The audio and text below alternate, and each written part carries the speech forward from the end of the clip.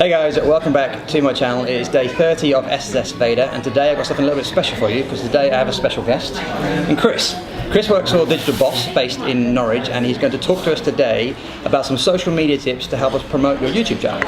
Okay, to start us off, I'm going to hand you over to Chris, and he can tell you a little bit more about what he does and what his company does that might be able to help you out down the line after this vlog. Thank you, Simon. What a plug, thank you.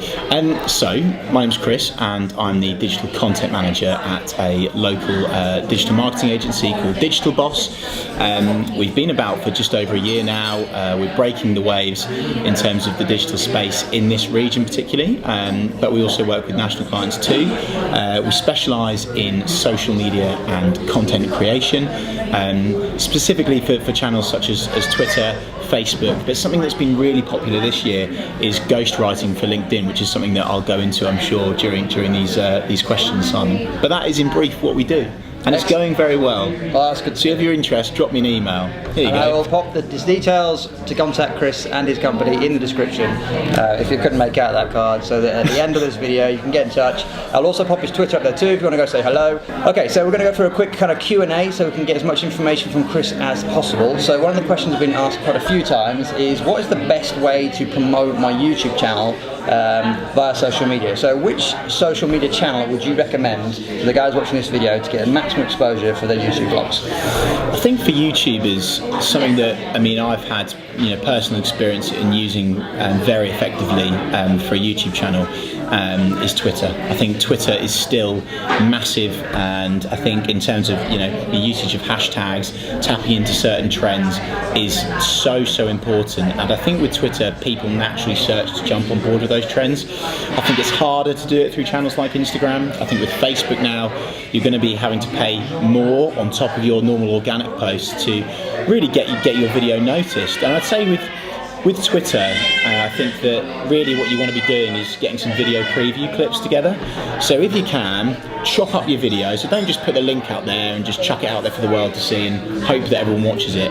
You need to entice them in. It's absolutely essential that you put, definitely an image. Don't just chuck out a YouTube video with a link and without an image. But the best thing you can do possible is chop it up into some nice clips. So for example, Simon, if I, was sipping my coffee and I spilt it all over me while talking to you about social media, that would be on video, just to be clear if he does. That would be the clip that you should chop up and put as a preview within your tweets. That way you literally physically drag people in. People can't not click on the link because they almost want to see the finished product. So that would be, I think, my main platform. But to be honest with you, it's all relevant to the industry or whatever you're talking about. So if you're blogging about a particular product, so for example, things like makeup is made for Instagram, it's made for Pinterest. You've got to be jumping on those platforms and all over it. But I think as a general rule, you need to ace Twitter, and I think just another thing to do, which is a bit outside the box possibly, is LinkedIn. I think I would be talking about my YouTube channel on LinkedIn. It might not be your main gig, but if you just have it alongside your job title on LinkedIn, people go, oh, okay, this is interesting, and that way you could gain a sponsorship and further exposure. Okay, well that's a great little tip, and just make sure with that in mind, when you're editing together your video for your next launch, you take a couple of clips and push them together to be used for your next promotion when you're on Twitter. So speaking of Twitter and the other platforms that we've mentioned, can you recommend a scheduling tool, for example, so that people don't have to be online 24/7 to make sure that their videos are getting synced? You should be though. No, I'm joking. But one of the things to outline straight away is it's very, very easy for you to sit there, schedule everything up and go, yeah, no, I'm done. I've done it. I've done my videos, I've edited them, I've scheduled it all up, and you just forget it and you sit there drinking your coffee, doing nothing.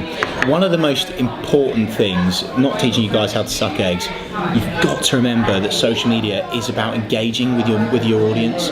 So if you're going to use your scheduling tool, use it, that's fine, but make sure you follow up anyone, especially if you're a small channel just starting out. Reply to everyone because they really, really appreciate it, and that way you grow a really loyal subscriber base that want to continue to come back. But in terms of scheduling platforms, Obviously everyone knows the likes of Hootsuite, but personally I get on really well with Buffer.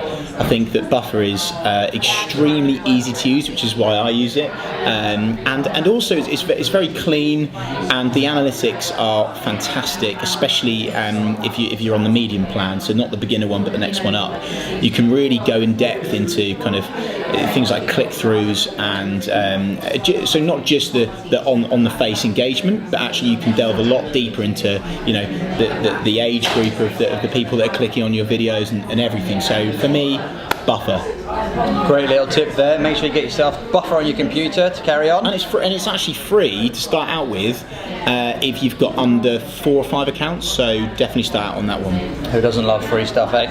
So another question with regards to promoting videos, do you feel there's a best time of day to be putting videos out? I know a lot of these things such as Crowdfire claim to be quite intuitive as far as what they feel is the best time. But if you as a person, if you were physically sending these tweets out or posts out, when do you feel is the best time to get maximum engagement? I think that's an interesting question, Simon. I think that if you can't really pinpoint an exact time. That it's rumoured massively within digital marketing that Wednesday at 6:30 is a real peak time, because it's to do with Americans waking up and us Brits actually being bothered to be engaged in social. You get the most amount of people in that time, and I think it's Thursday and Saturday that are the dead hours. You don't really want to be posting your main content on a Thursday or a Saturday as a general rule. However, my personal opinion is if you've done a killer piece of content, it doesn't matter what time you do it, because it could just pop. You know what it takes to make something viral. It is a bit of luck,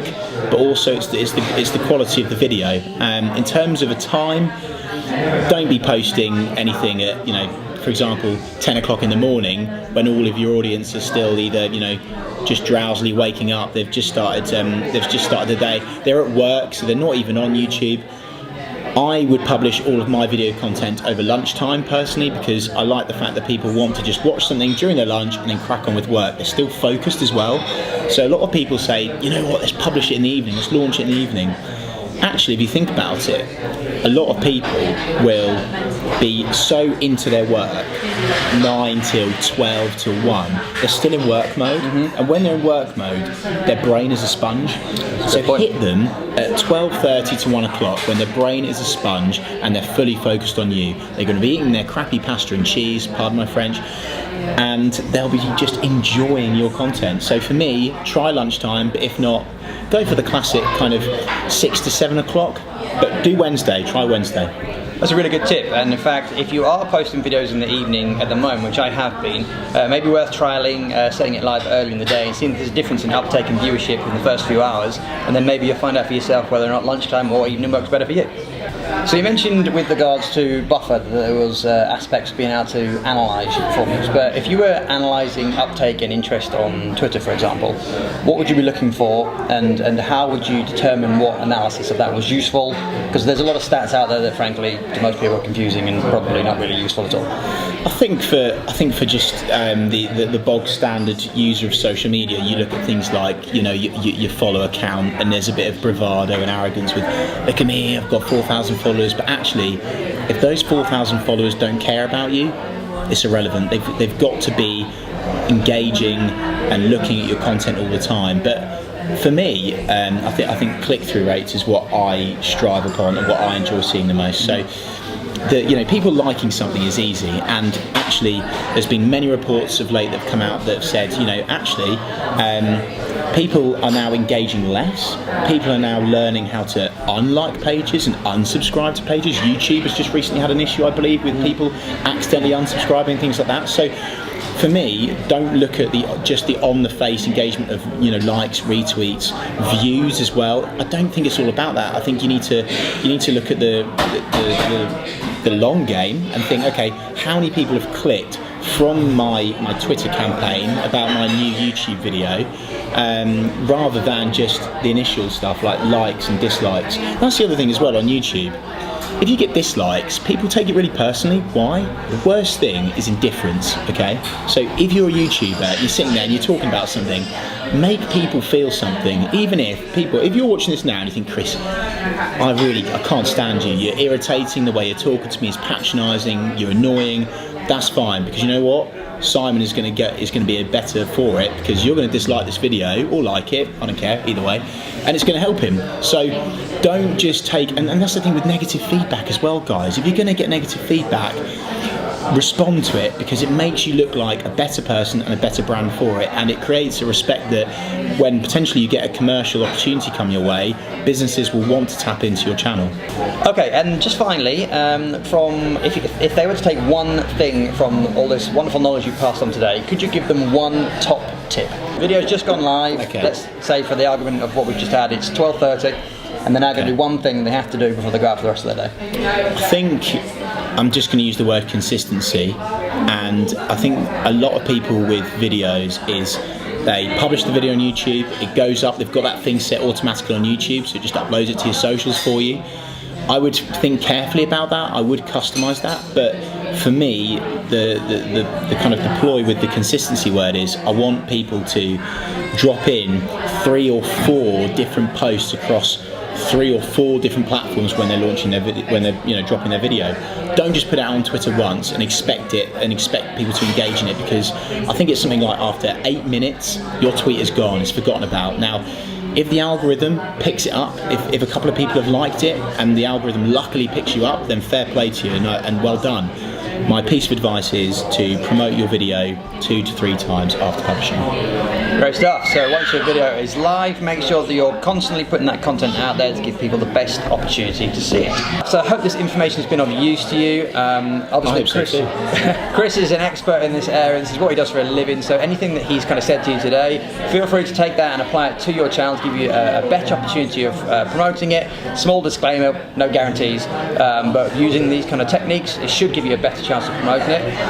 In the meantime, Chris, you want to give yourself a bit of a mini plug so people how they can get in touch with you? Yeah, I mean, I'm at Chris Reeve DB on Twitter. So if you want to follow me, Simon, I guess you'll just drop a little thing in here now. Possibly there. Okay, cool. Thank you very much. And yeah, so I'm on Twitter, Chris Reeve DB, and also if you want to connect with me on LinkedIn, which is the platform that I'm most active on, and I'm continuously offering free advice on my personal LinkedIn platform, but also Digital Boss. Now that won't focus up properly, but there's the name, there's the brand.